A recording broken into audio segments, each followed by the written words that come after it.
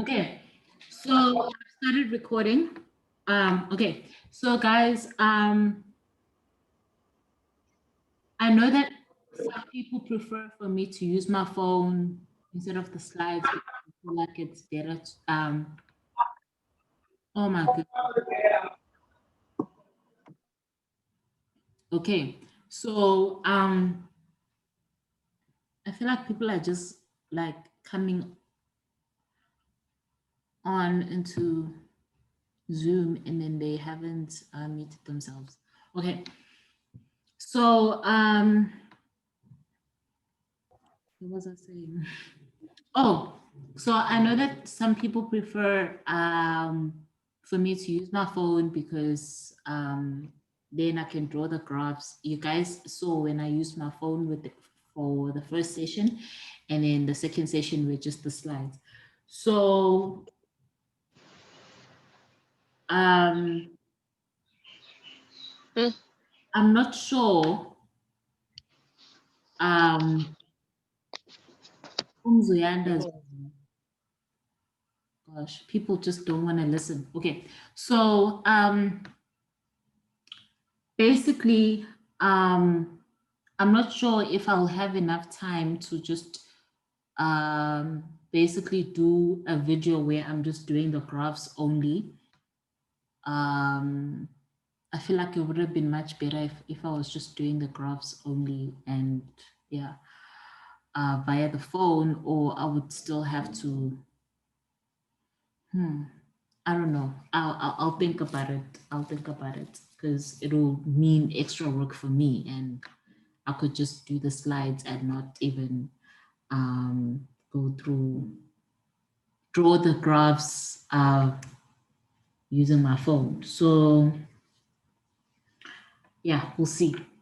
Okay, so let's just move on. So guys, today we're going through the historical evolution of views on fiscal policy. So I remember that at the beginning we were looking at we looked at the classical school of thought, and then we looked at the Keynesian view.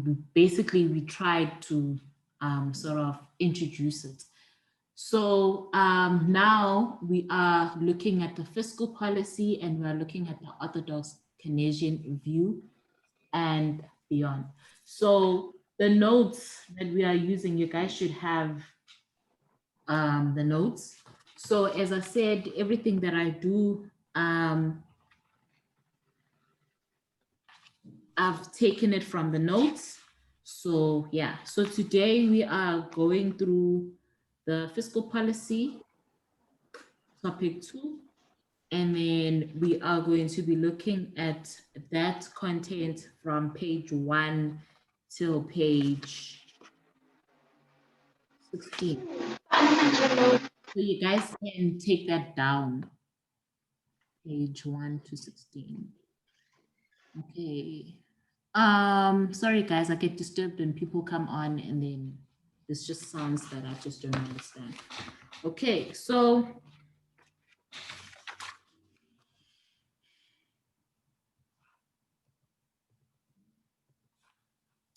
the Orthodox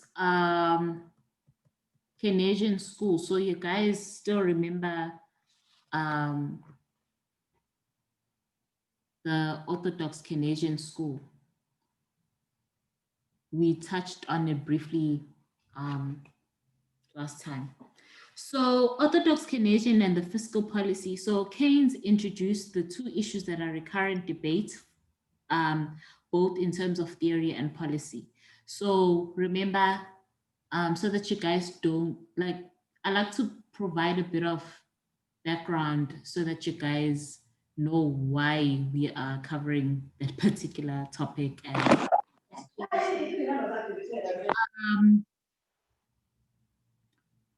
basically, the two issues were over the controversy over self-equilibrating markets and the role for government intervention. So remember that the Orthodox, So singing now. I'm singing.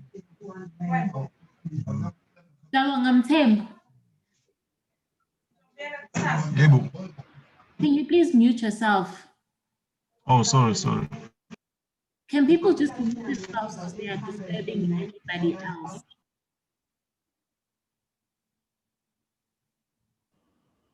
And Mako Lutul, can you please mute yourself?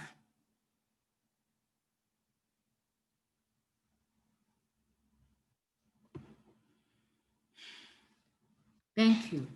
Okay, so Keynes introduced two issues that are recurrent debate, both in terms of theory and policy. So we looked at the controversy over self-equilibrating markets. So remember that within the classical school, there was the assumption that the market will always clear. So there's no need for government intervention. Okay. Yeah. So the central distinguishing beliefs within the Orthodox Canadian school. So these are the assumptions that regulate, or they are the central distinguishing beliefs within the Orthodox Canadian school. Firstly, the economy is inherently unstable and subject to random shocks.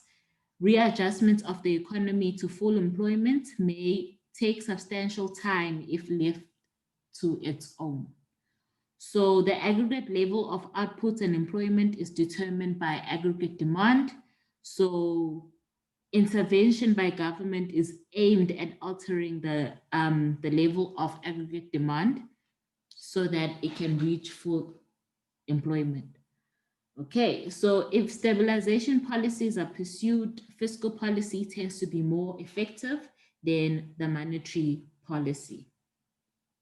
So basically, now we will be looking at how the fiscal policy, so you guys know that the fiscal policy falls under government intervention. So that's when the government is trying to influence aggregate demand so that we can be at full level of employment.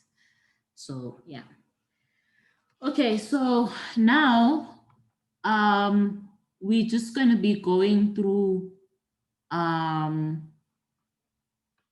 we are going to be going through the IS and LM model for a closed economy. So you guys, I know that you guys were doing economics too last year. So you guys know how to derive the IS curve, and you guys should know how to derive the LM curve. Okay. So the goods market and the IS curve. So equilibrium in the goods market occurs when aggregate demand for and as of goods are equal. So yeah, in a Canadian model, level of output and employment are determined by the aggregate demand. So let me just try and use the draw. Okay. So in a closed economy, we know that we do not have net exports. So we're just going to have consumption, investment, and government expenditure being equal to our output. So we know that consumption depends on income. So when we say consumption is a function of income, it means that an increase in income will increase consumption. So you guys know that. And then we know about the relationship between investment and the interest rate. So they have a negative relationship. So it means that the higher the interest rate, the lower the investment, and the lower the interest rate, the higher is the investment, because we look at the interest rate as we look at the interest rate as the cost of borrowing, right? So the higher the cost of borrowing, the less you are going to borrow, and the lower is the cost of borrowing, the more you are going to borrow. Okay, and then government expenditure is not a function of anything. So government expenditure is exogenous to the model as it is determined by the fiscal policy. So when you say exogenous to the model, it's determined outside, right? So the IS curve will show us the combinations of the interest rate and income that yield equilibrium in the goods market. So because investment is inversely related to the interest, the IS curve is downward sloping. So a decrease in the interest rates will cause investment to increase, and thus aggregate demand will also increase. So that means that output is going to increase. Okay. Now let's move on. Okay. So you guys do know what the IS curve looks like, right? I wish I could draw it, but I mean, yeah, a lot of people preferred to use slides. So, yeah. Okay, so the money markets and the LM curve. So, the LM curve traces the locus of combination of income and interest rates that yield the equilibrium in the money markets. So the money market equilibrium will occur where money demand equals money supply.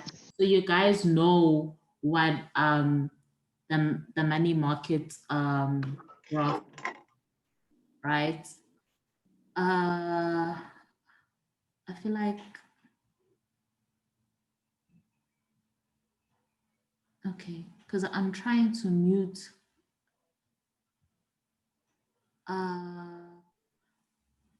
Okay, but then I feel like, okay, hopefully we won't have issues with people unmuting themselves now. So money supply is exogenous. So you guys know that money supply is exogenous because it is determined by the monetary authorities. So it's not determined by the government. So there are three main motives for holding money. We have transactions, which is a function of income, and precautionary, which is also a function of income, and we have speculative motives. So transactions demand and precautionary demand will depend basically falls under active balances, and speculative demand is a passive balance. So let me just explain. So guys, transactions demand are basically a demand for money that comes with income. So as income increases, so does the demand for goods and services increase. Thus, the demand for money increases to purchase these goods and services. So those are transactions demand. So basically, that's when you get more money. And then when you have more money, now you want to spend that money. So if you want to spend more, it means that you are demanding more goods and services. So if you are demanding, if you're demanding more goods and services, it means that the demand for money will also increase in order to purchase these goods and services, right? Okay, so precautionary demand basically means that we tend to hold money for unexpected purchases, and that is assumed to be a positive function of income, right? So the more money you have, the more you hold, the more money you hold for unexpected purchases, and then passive balances. Okay, so you guys need to um, take note of this one. So passive balances, these balances are not used to purchase goods and services. So by assuming people have different expectations regarding the future course of the interest rate, it is possible to postulate that the demand for speculative balances is inversely related to the interest rate. So basically, passive balances basically speculative demand is basically um, the money that you'll use in order to buy bonds. So bonds are not goods or services. So so remember that the price of bonds and the interest rates are inversely related. So if the interest rate is low, then it means the price of bonds are very high. If the interest rate is high, then it means that the price of bonds is low. So the higher the current interest rate, the greater the number of individuals who expect the interest rate to fall. So remember that there's an inverse relationship between the interest rate and the price of bonds. So a fall in the interest rate will increase the price of bonds, vice versa. Okay, so as income increases, the demand for transactions and precautionary demand will also increase, which for a given money supply, it will require the interest rate to increase. Thus, it will cause speculative demand to decrease, and that will cause everything to go back to equilibrium, right? So,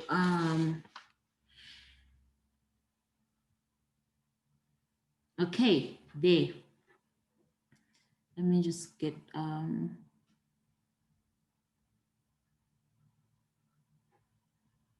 okay. So as you guys can see, this is the IS curve, and this is the LM curve. And this is the interest rate, and this is our level of output. So at this point, we're at equilibrium where the LM curve and the IS curve intersect one another. So as you can see, the IS curve is downward sloping and the LM curve is upward sloping, right? So the higher the interest rate, the lower is our IS curve. Okay.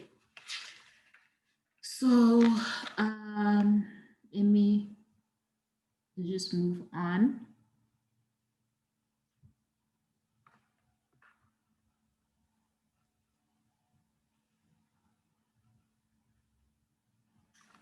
Okay, so equilibrium for both goods and money markets is simultaneously attained where the IS intersects the LM curve, as I've said. So so basically where you see the output and the interest rate. So basically that means that basically it's where the IS curve and the LM curve where we have our interest rate and we have our output. So this is the only value of interest and income that is consistent with equilibrium in both markets, and this may not be equal to the full level of employment. So at the consistent interest rate and income, it can be below full employment or um, it can be above full employment. So if it's below full employment, so we can either use the monetary or the fiscal policy in order to stimulate aggregate demand, hence our output and employment. Okay.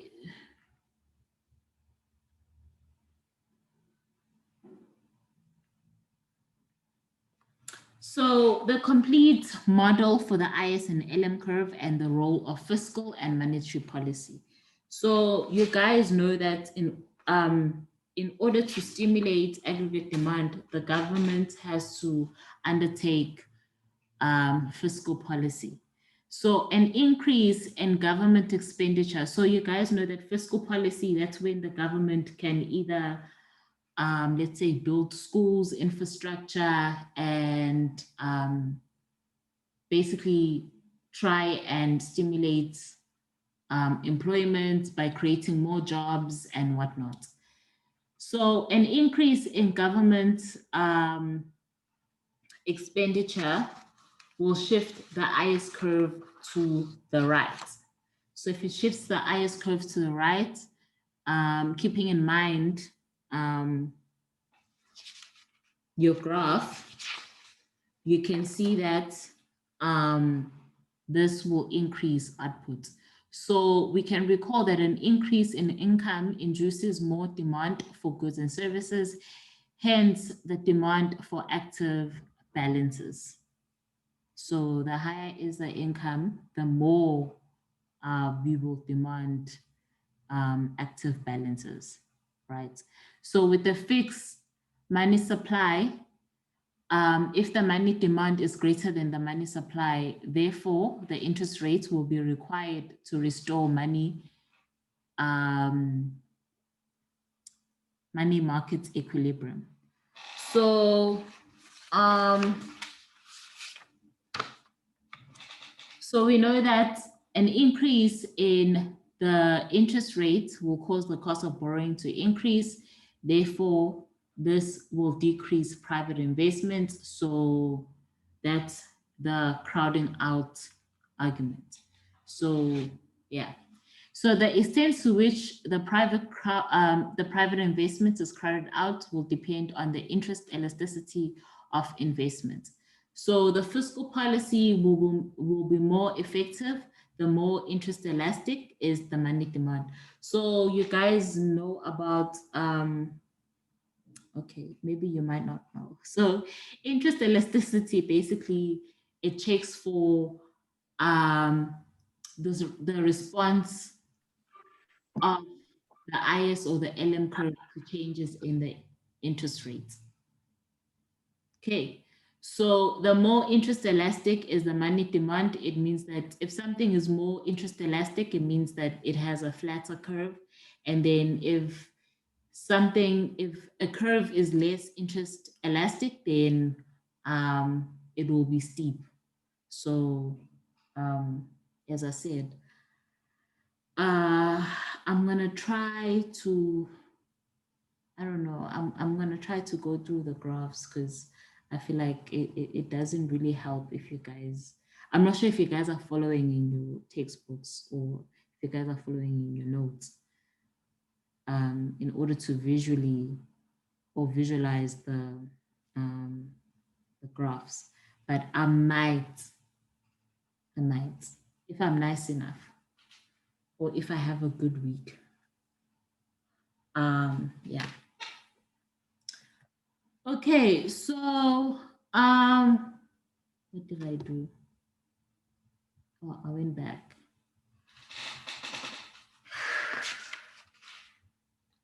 So guys, it's important for you guys to know that when will the fiscal policy be more effective and when will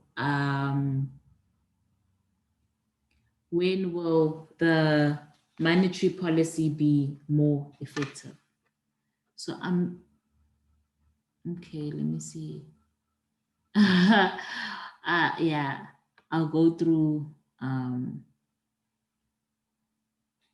okay. So I'm not sure what's going on. This is why I don't like using my Zoom on my laptop because I feel like so many things can just go wrong. Okay.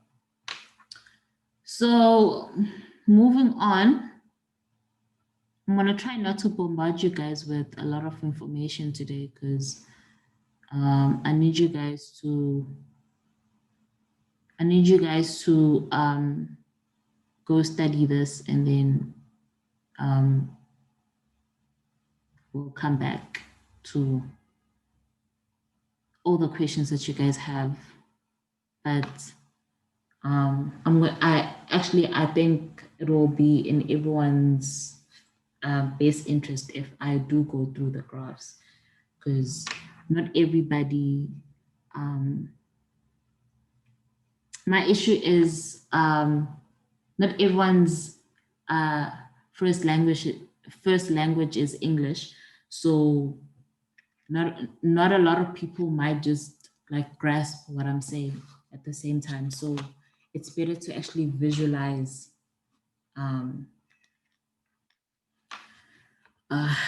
what I'm explaining. Okay. But I like the fact that I asked you guys and you guys are like, no, the phone is too distracting. It moves around a lot. So, yeah, I listen, guys. I listen. Okay. So, an increase in money supply. So, that will be an expansionary monetary policy, will shift the LM curve to the right. So, if the LM curve shifts to the right, that will increase output, right? So now because money supply is greater than money demand, excess money will be used to purchase bonds. So there'll be an increased demand for bonds and an increase in the price. So if there's an increased demand for bonds, so you guys, we all know how demand works. In order to decrease demand, we need to increase the price of the good or service or whatever. So since now there's an increased demand for bonds, that will increase the price of bonds. And then if we increase the price of bonds, we know that the price of bonds are inversely related to the interest rate. So the interest rate will decrease. If the interest rate decreases, it means that investments will increase, hence a higher level of outputs. So the strength of the monetary policy will depend on the degree to which the interest rate falls following an increase or a decrease in money supply, or the degree to which investment responds to a fall in the interest rate, or the size of the multiplier. So the monetary policy will be more effective if the interest inelastic is the demand for money. So it means that if the LM curve is much more steeper, and then it will be more effective if the IS curve is actually flatter. Okay, let's see. Okay, guys, I'm hearing your cries. We'll use the phone tomorrow. Yeah, we use the phone tomorrow because I feel like the graph is very complicated to just use the slides. Okay.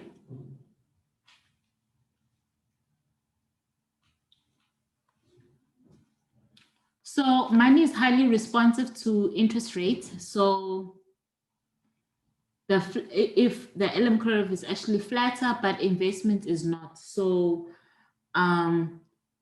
remember that we can still have a flat LM curve and we can have a steep IS curve. So guys, let me just see if, yes, this is what I'm trying to explain. So you can have a steep IS curve. Let me just try to draw. So you can have a steep IS curve, or you can have a steep IS curve like this, or you can actually have a flat LM curve. Okay, so the liquidity trap, basically it means that the interest rate is very, very, very, very low, right? So that's the liquidity trap. Let's see something. So, okay. So basically what happens is that money demand basically is highly responsive to changes in the interest rate. So at a very low interest rate, all individuals usually expect the interest rate to increase. So a liquidity trap is relevant and at such an interest rate. So if the interest rate, if the LM curve is not really responsive to, it doesn't really respond to the money supply. So in this case, if let's say we wanted to increase the level of output, we would either have to use money supply or we would have to use the fiscal policy. Sorry, not money supply, the monetary policy, or we would have to use the fiscal policy. So remember that the fiscal policy will only affect the IS curve and the monetary policy will affect the LM curve. So in this case, if we are in a liquidity trap, what happens is that if we increase money supply, right? If we increase money supply, it will not change our level of output. So in order to, so what would happen is that, let's say this is our original LM curve, and then we decide let's increase money supply so that we can increase our LM curve. So what happens is that it just shifts this way, and then we are here, nothing happens to our level of output. Okay. Let me just, or we can use,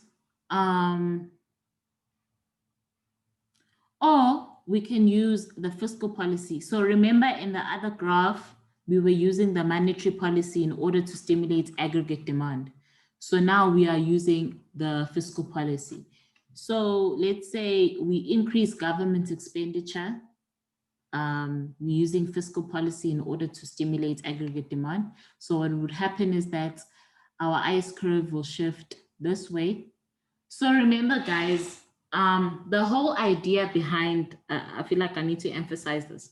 So the whole idea behind using monetary policy and the fiscal policy is to stimulate aggregate demand. So remember, when it came to the classical school of thought, we always said that we will be at full employment, right? So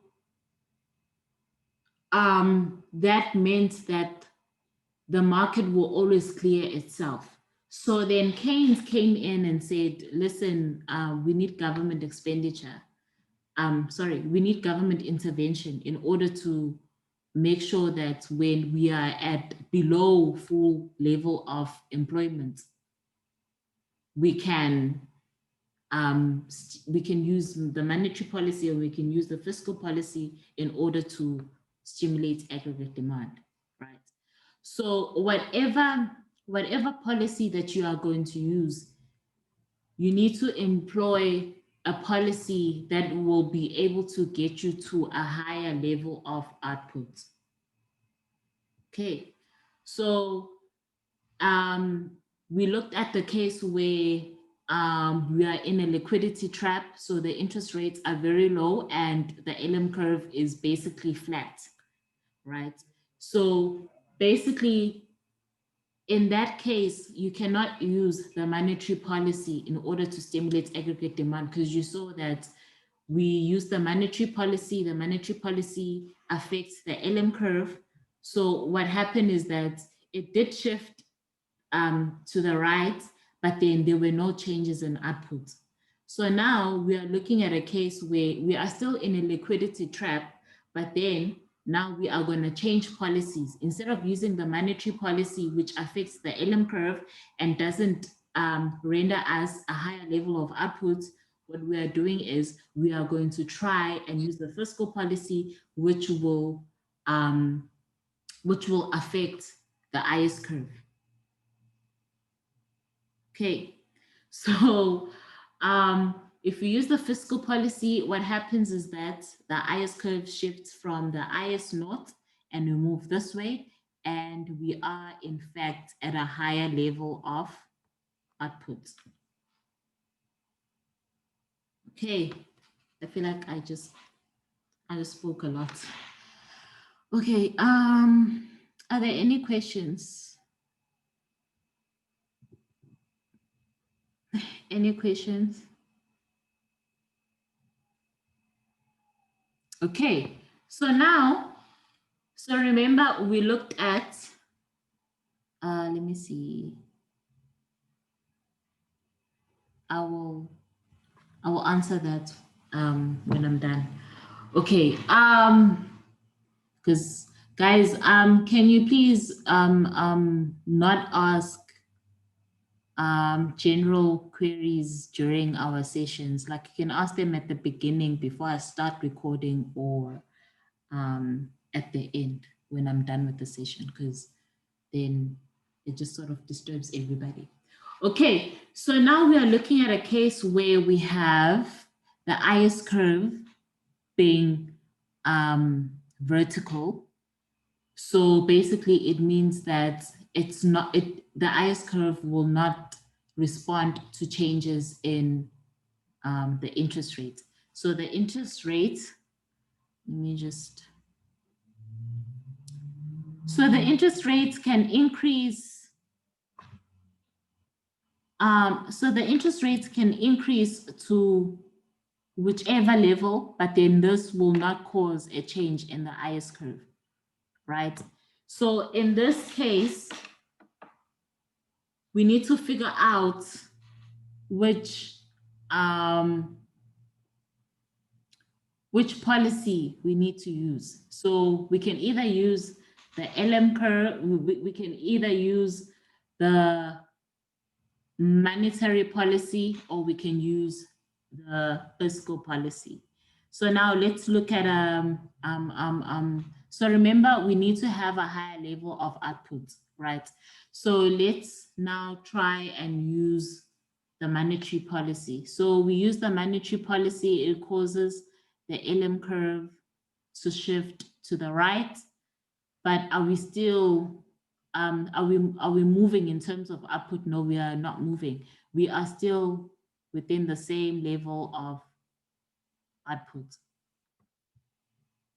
Okay, so basically that means that the monetary policy will not be effective in terms of increasing our level of output. So now we need to try and see if the fiscal policy is going to help us. Okay. So now we use, okay. So now we use the fiscal policy in order to stimulate aggregate demand. So if we use the fiscal policy, our IS curve shifts to the right. Our IS curve shifts to the right, and then we are at a higher level of output. So the fiscal policy is in fact effective. Okay. Let me try and see if, okay, so that's basically where we are going to stop today. Because if I go on and touch on the bonds, then you guys are just going to get so confused. Okay, so guys, today we just, you guys can take this down if you want to take it down. So one of the most important things that you should know when you are self-studying, know the IS and LM model, how to derive it, and also look at the effectiveness of the fiscal policy and the monetary policy. Also look at the different cases. So the different cases, that's when we have an interest inelastic IS curve. So that's a vertical IS curve, or you have a liquidity trap. So just look at those and know which policy would be more effective in which case. Yeah. Okay, are there any other questions? Okay, so somebody, okay, Victor, I'll try and I might have to use my other um, um, um, I might have to use my other periods in order to do the video, or it will just be a session where I'm just recording and then I'll just post it online for you guys. If you guys cannot make it to the consultation, but I'll make sure that I explain in such a way that everybody understands. Oh, okay. So the monetary policy is ineffective in stimulating. Yes. So that's what I said. The monetary policy is ineffective in stimulating aggregate demand in the liquidity trap because um, if we have a flat LM curve, so remember that the monetary policy will affect the LM curve. So if the LM curve cannot shift, then basically we will not have a high level of output. Okay, the final mark says base 2 out of 3 tests is yes. So there was something wrong with the weightings. Don't look at the weightings, but it'll be the best 2 out of the 3 tests. Yeah. Any other questions?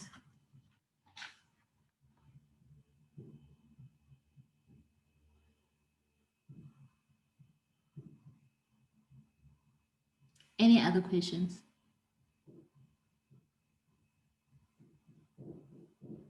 Okay, so